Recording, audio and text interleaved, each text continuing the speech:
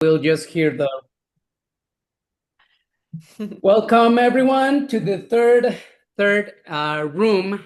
This time we have synchronic rooms, two synchronic rooms, one in Spanish, one in English, and in this room I have the honor to present to you this very important subject: AI security by design, protecting legal data in the digital era, with Tiffany Saade. Did I pronounce it well, Tiff? Welcome. Thank you for Perfect. accepting this invitation.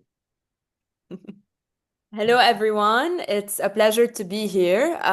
Today, as Roberto mentioned, we'll be talking about AI security and why this is a really crucial topic, especially with the evolution of capabilities and threats from AI models. Just by way of introduction, I'm Tiffany. I work at the intersection of AI, cybersecurity, and policy.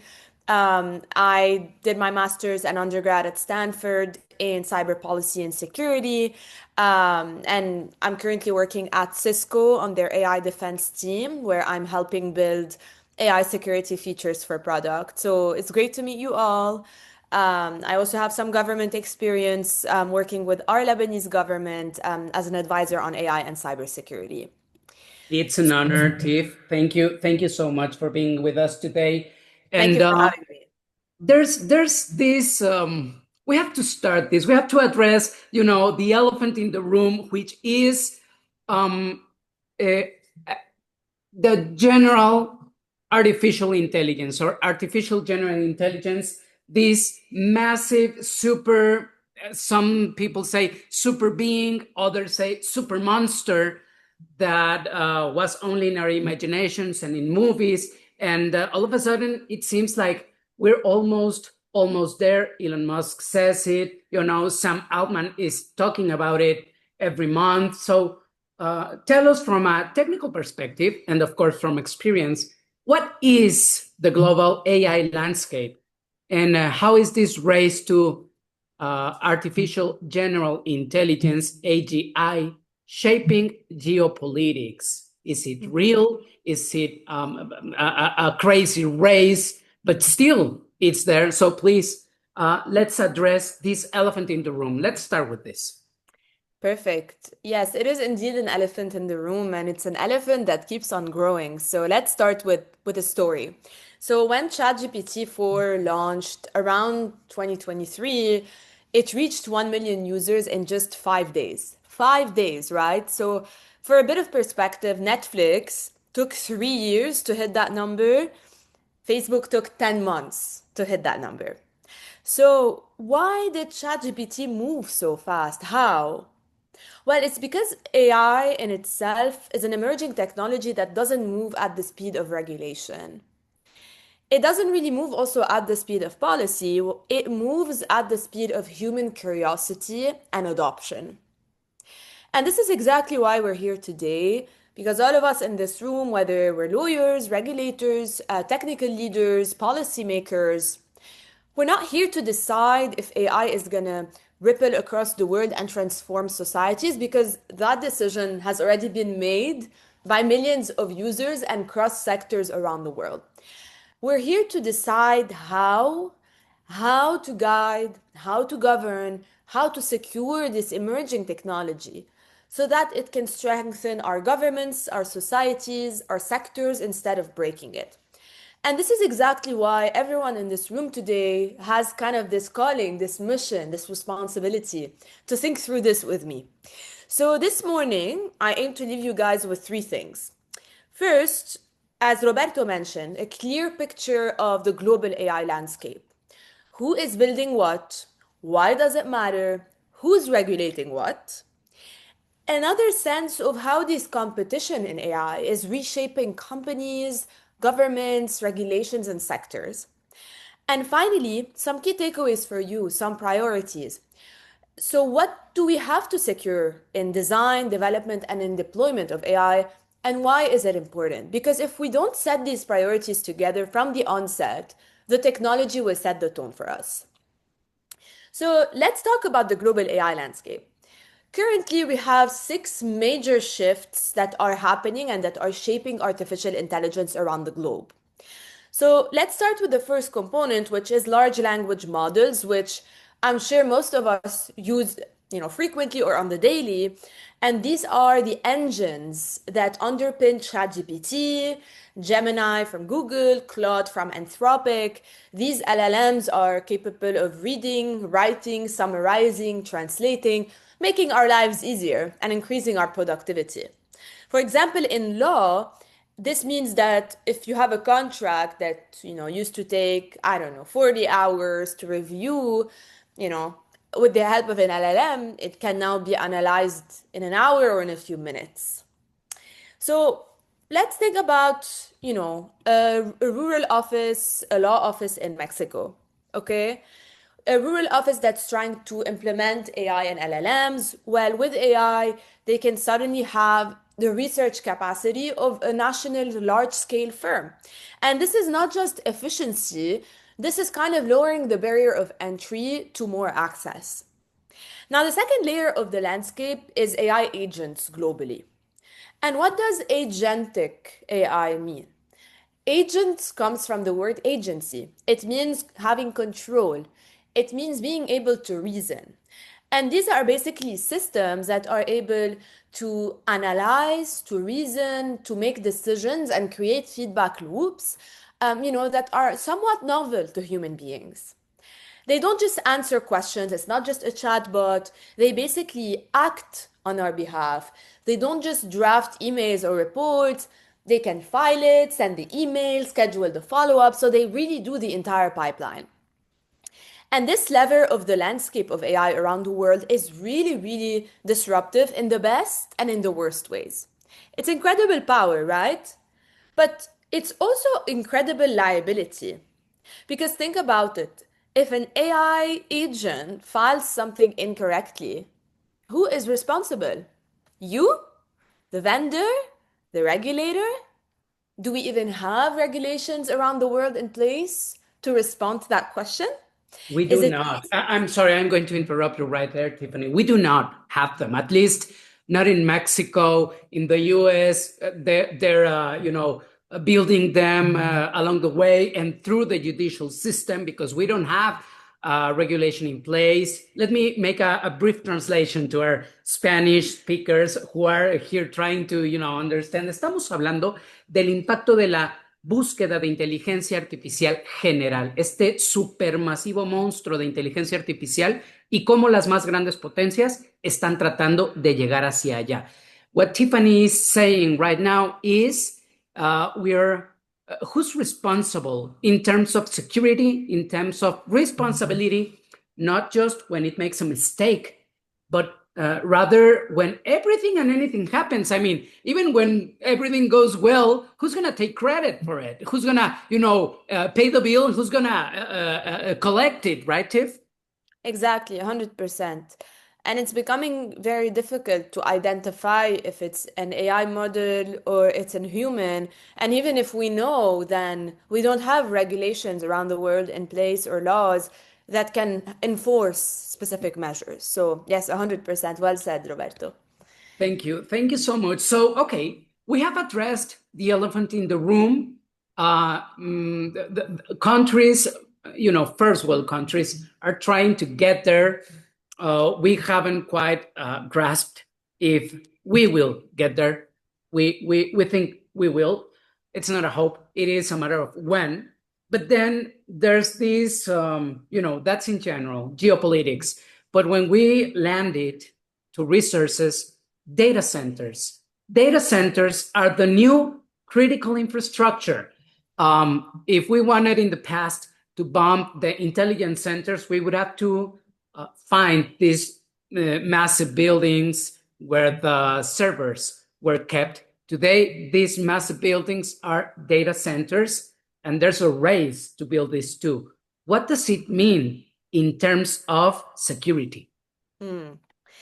Roberto, a lot of people think about data centers as an actual building with windows and, with floors. And we've seen it in these last movies. I mean, oh yeah, it's in the basement, 10 floors, Exactly. ground level, yeah. But I think For me, data centers are kind of the hardware, the very core hardware that powers kind of the AI models and the foundation models. Because without data centers, you are not able to have that fuel, that engine that is capable of training all these powerful AI models that I talked about, whether it's LLMs, whether it's agents, whether it's the Chinese models, like I'm sure everyone's heard about DeepSeek, whether it's ChatGPT, whether it's the smallest models possible, they run on an infrastructure called data center. Now, that infrastructure is super important because it allows for a model to actually work. Think about the model as a car. If I have a car, right, the car cannot move if there's no fuel in it, right? If there's no gas, data centers provide that gas. Now, what happens if there's an issue with the gas, right? The car doesn't move, right? The car can stop in the middle of the road. If we're in a race, the car can stop and lose the race. So this is exactly what we're seeing in AI today. It's like protecting and securing and making sure that data centers are functional, reliable, and highly secure is really essential for model performance since they unlock and enable the model performance. And what it means today for security is a lot of us in cyber and in AI are trying to rethink what are some specific security measures that we need for that type of critical infrastructure, for that type of hardware, especially with, supply chains and with third party risks that data centers are subject to. So it's not only about securing the hardware of the data center itself, it's also about securing what it interacts with, the environment it interacts with. And this becomes even more difficult, right? Because it's very difficult to understand because it's a black box. Well, what are these data centers pulling, energy, information, electricity from? So it's more than just securing the center itself. It's about securing the electric grid. It's about securing the data. It's about securing everything that it's related to. I love what you're saying, because what you're saying is, even if these data centers where the hardware is are very secured with military measures, with physical measures, what happens with, for example, the electrical power grid that powers them, or Exactly. the water supply, or the people? We know that most of the hacking, data hacking in the day-to-day, everyday life occurs not in the infrastructure, but in the people, by through social hacking, right? Through Exactly. employees. So, okay, that's very, very interesting. So, tell us about this. What have you learned from the AI policy processes in Lebanon that applies to LATAM in terms Hmm. of securing data centers, securing AI infrastructure, and in general, AI security? Yes, that's a great question. So for a bit of context, I've been serving with the Minister of Information Technology and AI in Lebanon. For those of you who don't know where Lebanon is, it's in the Middle East. It's a third world country, beautiful one, but in the middle of a lot of chaos. We've been hit by lots of crises of all kinds, humanitarian, economic, political, so all of that, a lot of instability. And yet, we are trying to set the first foot forward to develop and deploy and implement responsible use of AI, whether that is on the technical side or on the policy side. So in my role, I help the minister and the government try to conceptualize on a strategic level what could apply to Lebanon when we think about cybersecurity readiness, when we think about cybersecurity strategies, and also when we think about, national AI frameworks, national AI benchmarks. And I think the main lesson here that I learned is you have to build frameworks and policies by the people for the people. And what does that mean? That means that you have to tailor it into the local context. So, especially when it comes to security, you really have to understand this through the lens of the citizens that are the consumers, the users, and also the potential affected people from AI and from the technology. It's like, what do these users are concerned of? How can I integrate this into the design of my policy? What are some of my implementation barriers? How can I bring different political groups, stakeholders, private sector, public sector together to really make this a success? Now, something that we've been talking a lot about in Lebanon is going back to the traditional cybersecurity baseline when it comes to Lebanon. What's interesting is, in Lebanon, we don't have an AI law. We're not like in the EU. We don't have that. We're not that advanced. So it's like a blank page of paper, right? So you can write whatever you want. But the problem is we don't have reliable infrastructure, right? We don't have the right leadership in a lot of places. So it's about how can we, develop the infrastructure, secure it, the infrastructure that will power AI models. How can we build the capabilities and the upskilling for AI models to be developed and the expertise for people to secure these AI models? And it also is related to cybersecurity best practices. So it's really like the basic, like 101 cybersecurity implementation strategies that are crucial and very important step for countries that are starting to develop AI. Now, with that on the policy aspect, we work a lot on the readiness part. And by readiness, I mean, helping specific ministries or sectors within the country understand if they are ready to, on a security standpoint, on a data privacy standpoint, to develop and deploy AI models and how to integrate them in a secure and in a privacy enhancing way into their organization, because that knowledge is lacking. And, we build that as we go. So I think the three main elements that I would transfer to LATAM is definitely that AI readiness, definitely looking at AI security and security concerns from the citizen's perspective. It has to be like a bottom-up approach almost, but at the same time, implementing cybersecurity traditional best practices as a first step to move forward. I love it. And I'm going to translate those three pieces of advice you gave us. La pregunta fue Latinoamérica, ¿cómo su aprendizaje actualmente en el Líbano puede traducirse a Latinoamérica? Y ella nos dice, Líbano y Latinoamérica, las dos son regiones que se están desarrollando, que no están desarrollando inteligencia artificial en grandes niveles, ni desde la perspectiva de programación, ni desde la perspectiva de hardware. Ya nos comenta medidas de seguridad tradicionales, como lo haríamos con cualquier otro tema de ciberseguridad, desde la población y para la población, cuidando, por supuesto, lo que llamamos precisamente los fraudes de ingeniería social, más que de ingeniería tecnológica. Thank you so much, Steve. Let's move forward, and we have to talk about this. What early signals indicate imminent regulatory change? And I have to say, especially in Latin America, of course, Mexico, we're not developing large AI models. In fact, there is neither investment in technology, in hardware, nor in the development of large language models or any other form of AI for that instance. So where should regulations be directed to, especially speaking security-wise and taking it into account? And I have to, mention it. Should it be through the military? Are they the ones that start using it even before the government? Please, this is a difficult question for Latin America. That's a very important question. It's also a typical question for Lebanon. Okay. So I think, let's break it down. We have AI users and adoption of AI, and then you have the AI governance piece, which are kind of different, where the governance piece is oversight. It's basically setting the rules, the laws, the policies, the frameworks. They could also be obviously adopters and users, but then you have those who integrate and who execute, right? And who are high stakes sectors like financial sector, healthcare sector, and the military as well, right?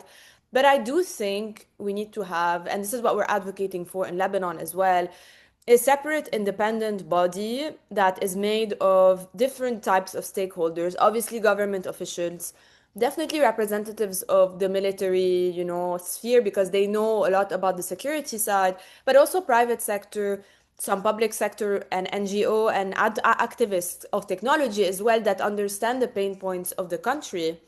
They have to come together and have a framework or kind of a prelude to a regulation, something that is kind of before a regulation that is not really binding, a draft that really outlines first what are the AI, responsible AI principles that this country cares about. And that is really based on the culture, it's based on the people, it's based on the capabilities, it's based on the risk appetite. And after you set these standards, it becomes more and more easy to put a regulation together because obviously, and this is something we talk about in Lebanon, we don't want to just copy paste a regulation from another country because it's really out of context and it's not really grounded in what the country needs and where the country wants to go in 10, 20 years, right? So I think it really starts not belonging to the government only, not belonging to the military only, but really having a consortium or a group of independent thinkers from all of these areas come together and draft this as well. So I think this is how it should start. Then obviously it becomes a regulation, and this is where you have the judiciary, the government that interact. But we have to have all stakeholders at the table. That's very, very interesting. And I'm going to translate this piece of information to. Le pregunto a Tiffany, ¿desde dónde debemos partir para una regulación para México, para Latinoamérica, para México? Y ella nos comenta que deberíamos partir de un borrador de principios mucho antes de tener una regulación, cosa que ni en México tenemos todavía. Hay 23 iniciativas actualmente, ninguna ha pasado, pero no tenemos una declaración de principios por un ente tercero independiente. Y lo que le planteo a continuación es, entonces pareciera que es una regulación de prueba y error, y voy a hablar específicamente del caso México. Tiff, I'm telling the audience here about this draft, this guide of principles before any regulation. Yes. As of right now in Mexico, for example, we have about 23 different pieces of regulation as initiatives, but it seems like we should start by trial and error. Is that accurate and adequate? Let me put us in front of you Mexico's case. One of the most basic concerns of the population in terms of security is cell phone frauds and deepfakes. Should we address that in a specific matter, Yes. according to your experience, or should we wait, for the child to go down the well before we close the well so that no one else falls in it? What should what piece of advice would you give? Should I be a government official with decision-making capacity? Yes. I think, especially when it comes to social engineering, deepfakes, fraud, this has large scale financial impact and, also security implications. So this should definitely be developed in a separate legislation as soon as possible. Because it has large scale economic, security, socio-economic effects as well. Whether, hackers or bad actors are using AI to do it or not, there should be an umbrella law that tackles, what happens if, social engineering and fraud occurs, how can we protect ourselves, paired with awareness campaigns for, especially the children, the elderly who might not be very tech savvy. Like we cannot assume that everyone, is extremely fluent with technology. So how, and these oftentimes these groups are the most targeted, right? Like they're the weak links kind of the attack chain. Bad actors like to target them, especially elderly, because they assume like, oh, they're not that technology savvy, they will not recognize. And especially with AI is making it difficult to, understand that this is fraud because it's getting very good at voice and image generation, even though it's fake, right? In identity theft, identity impersonation. So this, I think, should be top of mind, top of the list, with or without the AI standards and AI values that I was talking about. This should definitely be on the books. So your answer, prima facie, would be these issues should be addressed separately and targeted directly. Exactly. Thank you so much. We have a question from the audience. Yes. In addition to this, cybersecurity regulations are also missing in Latin America. I believe he says, or she says, I don't know, it's an anonymous assistant, that neither the government or the general population feels confident about implementing AI. This is true. Mm, We have this double tendency, almost like an intellectual inconscious hypocrisy, because we use it for everyday life in our cell phones, but we are cautious, or even we're afraid of using it wherever it really matters in terms of industry or our everyday work. So how should we address this in terms of security? And that goes with the question we have on screen. What are these yeah. security risks that we aren't seeing and that are already there because people is using AI? Yeah, I think this is a great question, and I think the question is getting at this underlying issue of technology adoption, this issue of trust, and this issue of, trust in the institutions that are housing AI models, but also trust in the technology itself. It's very difficult because it's not only an issue with AI, it's an issue with everything. Like the example says in the comment, it's like, the social security systems in Mexico were hacked. There's an inherent vulnerability to critical platforms. Technology is inherently vulnerable. So no matter how much we try to secure it, we try to patch vulnerabilities, we try to implement cybersecurity best practices, we're going to have a specific percentage of risk that we need to accept because it's not perfect, right? It's really not, it will never be perfect. That's one. Two, I think this is a problem that we face in a lot of countries where the governance itself is not very trusted by a lot of people, where you have people that are not aware about what AI is, what it can and cannot do, where it's not really grounded in facts. So this is why I was talking to Roberto about the awareness campaigns. The awareness campaigns are very important because any legislation, any piece of work that says you have to implement AI like this, like that, people will not trust it and people will not do it if they don't know what are exactly the risks, what are exactly the opportunities. Like, if I face this kind of obstacle, how should I mitigate? How should I react? Who should I reach out to? All of these things, if there's no institutional framework, if there's no guide for, like, 101 on what I should do and what I shouldn't do, then obviously, the comment made by the anonymous attendee, like, makes a lot of sense, right? And in terms of cybersecurity regulations, they are missing because cybersecurity is very political. When we talk about cybersecurity, it's about attribution. Attribution means when an attack happens, you know, governments try to find out, okay, who is behind this attack? And if it's, for example, a hacker who's based in country Y, country X, it's sometimes very political to say, oh, openly this country waged a cyber attack against us. It can create geopolitical upheaval. So there's a lot of issue with cybersecurity, especially, that also comes from trust. So I think the origin of all of this is really building the trust. Building the trust, building trust between the general population and the government And the technology. and the technology, that triad. Okay, so crear confianza entre la población general, el uso de la tecnología y por supuesto el gobierno, que es el primer responsable, pero no el único, de implementar estas políticas.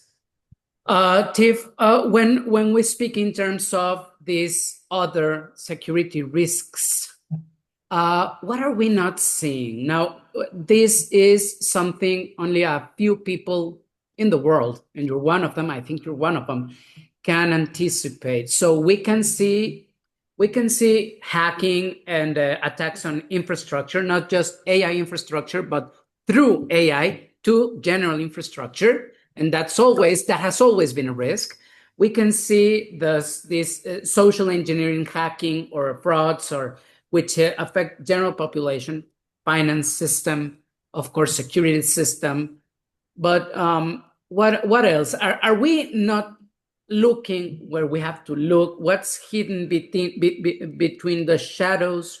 Or is it just general security with new hacking or attack tools. I think that dichotomy is worth exploring. Are we facing new challenges Mm. because of technology tools, or are we facing new challenges because they weren't there before? And I will challenge what you just said with the third thing. I think we're facing challenges that already exist, but that Yeah. are amplified by the technology at a scale and a speed that is unprecedented.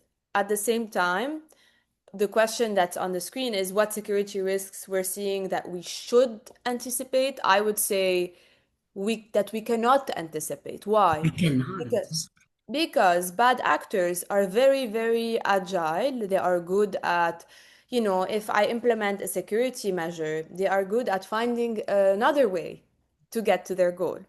So the goal can stay the same and we can protect against that goal, right? But bad actors will change their methods and their technique to fool us and to reach that goal no matter what. So we've seen in the dark web, we've seen in the threat landscape bad actors adapting to new techniques, to new tools very, very quickly. And the speed of adaptation from the threat side is usually very, very fast that our security and defense measures, it takes a bit of time to be able to follow on and adapt to it. And it's very reactive because we are responding to the changes that we're seeing on the threat landscape. And now what we're trying to do with AI is we're trying to, with a lot of data, understand and predict where the threat landscape is gonna go so that we can start building out initially and at the prelude security measures that will kind of mitigate what bad actors have in mind and want to do. So it's almost like an offense defense balance challenge where on the offense side, you have bad actors who either are using AI or not, but they're definitely using AI to accelerate and augment the volume of their attacks. So if I was a hacker and I could do 2 attacks in 1 hour, with AI's help, I could probably do 10 attacks in 1 hour. But also, they try to hide their identities with AI models, and we call this obfuscation. On the other hand, you have people like me, like a lot of experts in industry who are trying to understand, well, how can I leverage this technology that's a double-edged sword, AI, to enhance my understanding of my environment, my security, but also help me deploy security measures that address the threat landscape in real time. So this is kind of the challenge we're faced with. Okay, and that I would like it to be our last question and answer, because it seems like the answer to that question is what actually helps us to start deploying these measures. So we're not government. We're 120 people in an everyday lives. Most of these people, they don't even know what they're doing. I mean, their decision making is really in front of either I use AI in whatever model or recipe it gets to me, either a general chat GPT or in my company they use some sort of a new AI model. Either I use it or I don't use it. That's the face of question about being secure or not being secure. So let's move one step forward and please give us free of charge 1, 2, 3 pieces of advice about how do we deploy these measures in an everyday life. Let's end with this great dissertation. Great. Yeah, I think this is a great question. There are lots of advices, but I'll try to kind of pin it down to three. I think the first one is about before you deploy any AI model, it's about having the right cybersecurity controls. Because you think about if you have a land, if you're in like in agriculture and you have a land, before you plant the seeds, which is the AI model, into your land, you want the land to be fertile. You want the land to not be spoiled, right? And the fertility here is cyber. So I would definitely first, at least the first 2, 3 steps in cybersecurity basic, I would invest in that because this will underpin the security of your models as well. Then, of course, you have to secure the model themselves, but this is a first step.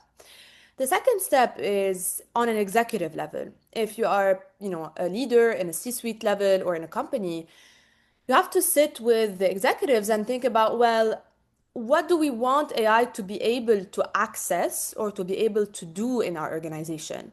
And what do we want it to not have access to? Because, accessing sensitive information, makes AI models prone to like data exfiltration attacks where bad actors can extract personal information if the AI has access to it. So really putting guardrails to what AI has access to, yes or no. I think this will be very important on an executive level. And then on the third level, and that's addressing also the question in the chat, um, you know, it's also a change in behavior. Because obviously, like the question in the chat says, there is fear, there is uncertainty, there is reluctance to use AI for a lot of very fair reasons, right? Because of privacy, security, ethics.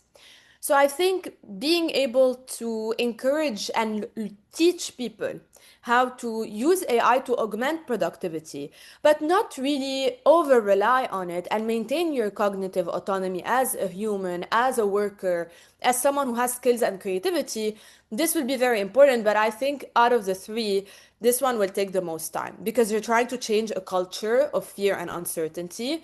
And it's, I think, the same thing as in the previous industrial revolutions where we had the transition from horses to cars. It was the same thing. It took time. So I believe that if we pull that from the history, it is going to take time, but it is a cultural and behavioral shift that has to happen with technology and security. Thank you so much. Le plantea a Tiffany cuáles serían los tres consejos para cerrar esta sesión, cuáles serían esos tres consejos para las personas de andar por casa. Ella asesora gobiernos, pero también perfectamente, porque tienen que ir de la mano, asesora personas y comenta, número uno, hay que partir por implementar las buenas prácticas de ciberseguridad que ya existen, pero que lamentablemente no se implementan a nivel personal, a nivel empresa. Segundo, a nivel ejecutivo, hay que decidir qué políticas de datos se le van a alimentar a la inteligencia artificial y cuáles no. No cuáles se le alimentan, a qué le damos acceso. Y número tres, un cambio de comportamiento. I loved this phrasing, Tiffany. Let's use it as a sidekick, but do not over rely on it. Let the mind do its job and the AI be an assistant.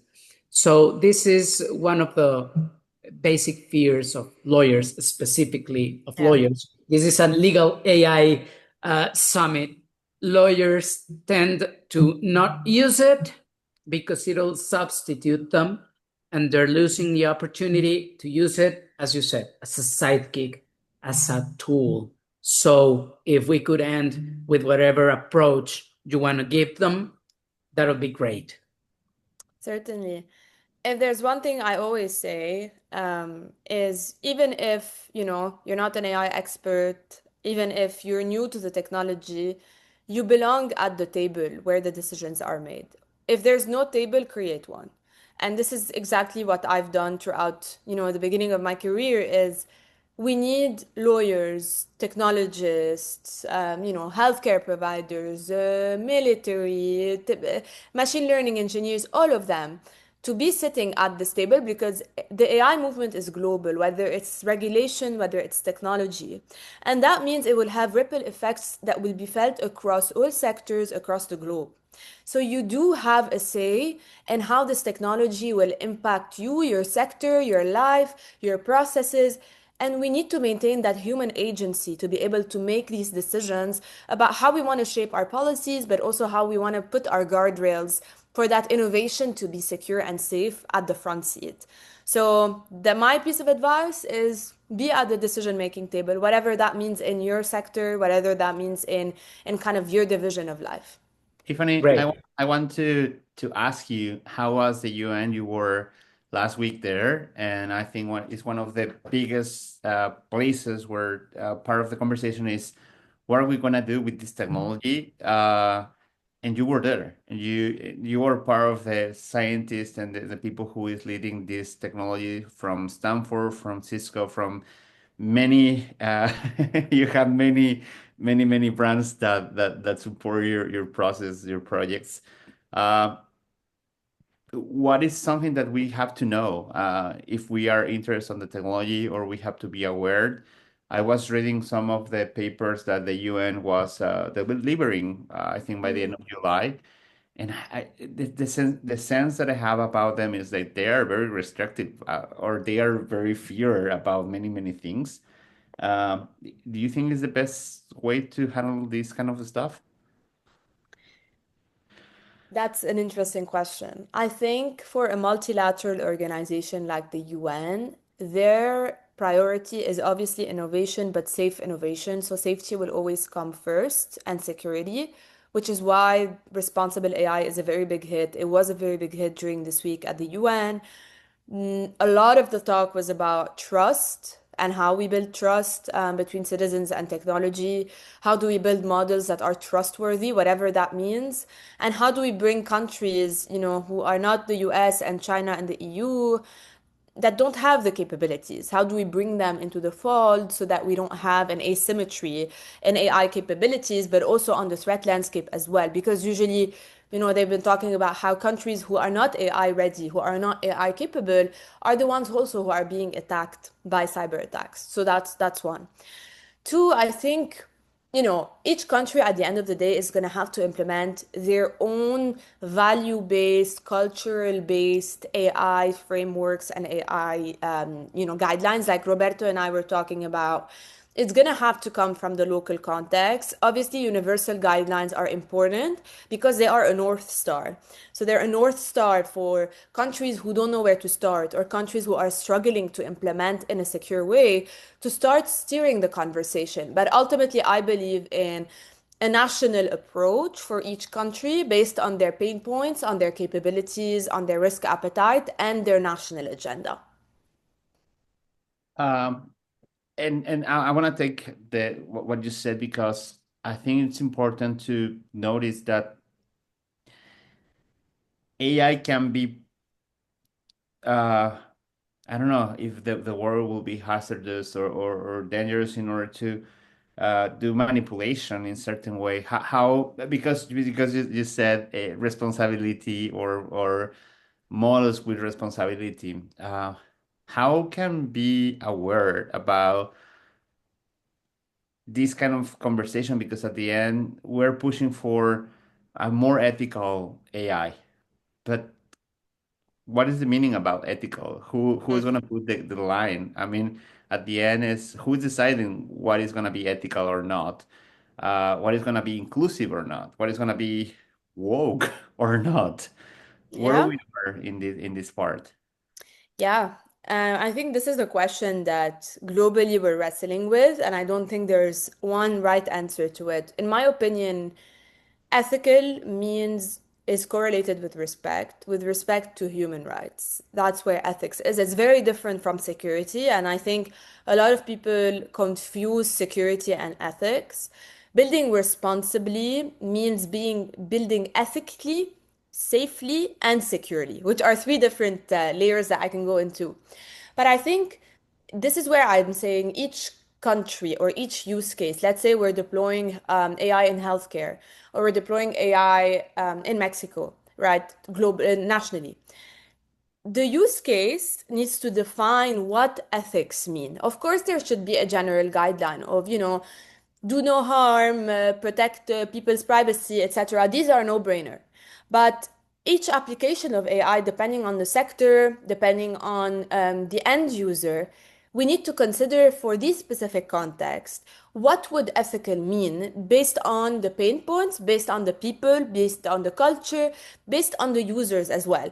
And I repeat, obviously, this is very different from safety and from security. I think safety and security, it's a bit less ambiguous. There's more of a tiered level, obviously, depending on your risk appetite, depending on your threat landscape. But I think ethics is more customizable based on the environment you operate in. This is gonna be maybe the last question, but I would like to know where do you see? I mean, you have like a really amazing position where you have these conversations with the decision makers, with the people who is really I don't know, deciding what is going to happen with these technologies, and this will impact to thousands, millions of people.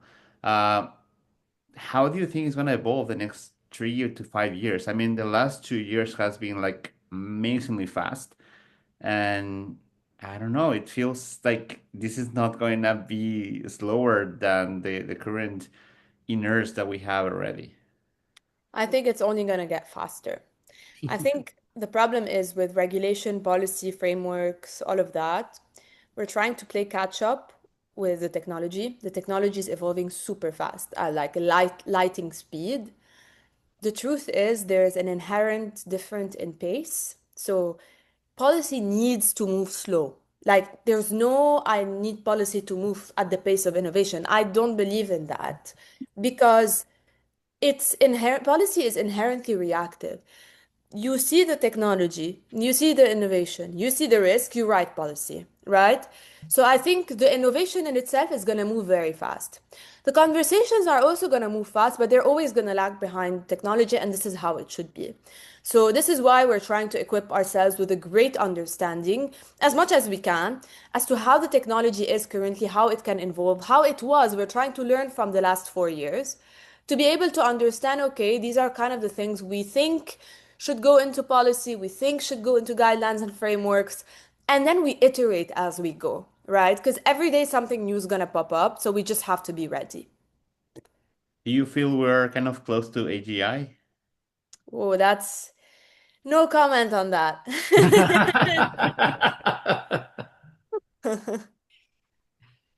Tiffany, it's been a real honor to share camera and mic with you. These ideas stay with us. We hope these guidelines are attended, not just by us as we hear, as we listen to you, but also by the big players and the big decision makers. Thank you so much for being with us today in this Legal AI Summit 2025. It's been an honor, and it is your home. We hope to see you soon again. Thank you, Roberto, and thank you, everyone. Really enjoyed the conversation. If anyone has any follow-ups later on, you can reach me. You have my name. I'm on LinkedIn, so it's great to meet you all. Thank Thank you. you. Thank you so Thank you so much. much, Tiffany. Bye.